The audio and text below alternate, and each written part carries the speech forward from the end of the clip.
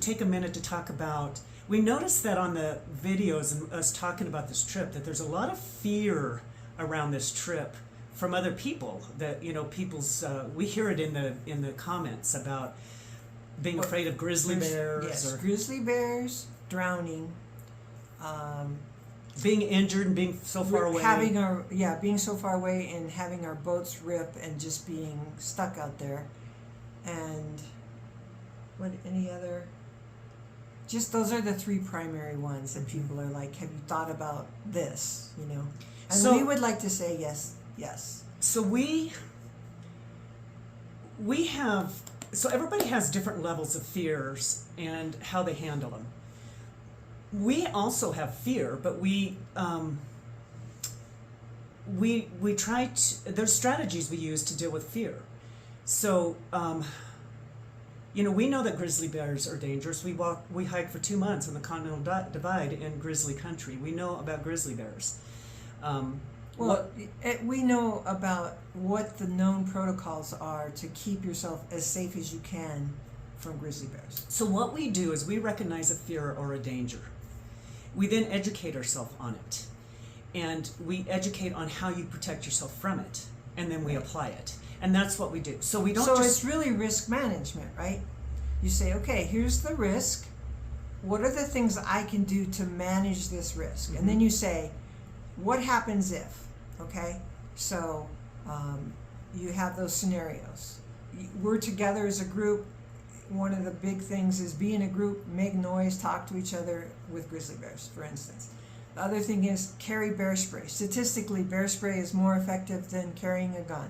Mm-hmm. Especially if I were the one carrying the gun, I'd be like, probably shoot ourselves. yeah. So each other. So we know that we need to make noise. We know that we need to have our bear spray on our person all the time, and then we know the protocols of cooking far away from your tent, of not having food smells. Don't have your food smells by you and your tent. You know, keep all that stuff separate. We follow all of that as we have done previously in grizzly bear country. That's what we can do. Right? And it's like knowledge is power. And staying aware. One of the big important things is you are constantly saying to yourself, oh, I'm in bear country. I need to be aware. I need to be aware. And you keep that mindset so that you're not just like, you know, casually tripping off into the bushes. You know, you really do have to keep that mindset. So you know, another, you know, so we educate ourselves. So instead of saying, oh my gosh, I'm afraid of the grizzly bears, I'm never going out in grizzly country, we say, oh my gosh, I'm afraid of grizzly bears, I'm going to educate myself on everything I can possibly do to keep myself safe. So it's managing the risk. So and then your fear goes down because you have a plan. However, that doesn't mean a bear is not going to get us. I mean, we do know that a grizzly bear could get us. It could happen. Right. And you know, the way I look at it is, in life, statistically, women are killed or attacked. The biggest predator is men.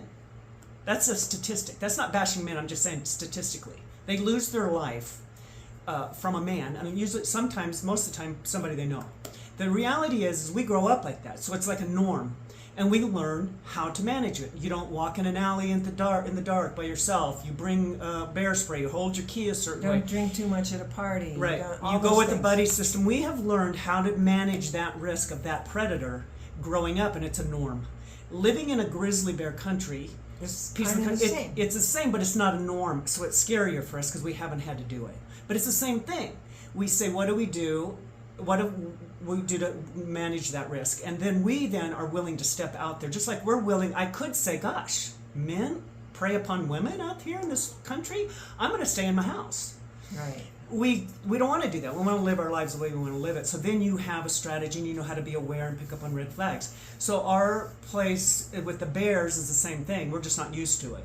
We just don't do it every day. But there are things to do. Knowing that, even though I know to be aware of dangerous situations with a man, it doesn't mean a man's not going to kill me at some point. It can happen. You can't 100% protect yourself. And even the bear, I know a bear could get me. I know I could fall and die in the wilderness. I know I can walk across the street and get run over by a car and die. I know that anything can happen at any point to my life. And so we want to do the things we love, and in order to do it, we educate ourselves and we apply everything we know to keep ourselves safe. Right. You have to step out there. There is that part of, okay, here's this. I know I'm stepping out there. Okay. Risk number 2, drowning. So we know that that's a risk when you're in a raft. Of course, that's a risk. You're in the water. So you wear your personal flotation device. You wear your life vest all the time when you're on the water. We're wearing dry suits, which are another precautionary thing that keeps you from the cold, and it also, they're super buoyant. So you have that. You are with a group. We stay together as a group. We, have our ways that we talk to each other. We learned about how statistically a lot of people die. Cold water, being exposed to ice cold water is a way people die often, because you freeze up, your muscles freeze up, and you often drown. Entanglements, so there's a certain way to rig your boat so you're not caught up. If you fall over, you get entangled in something. So we look at statistics on that.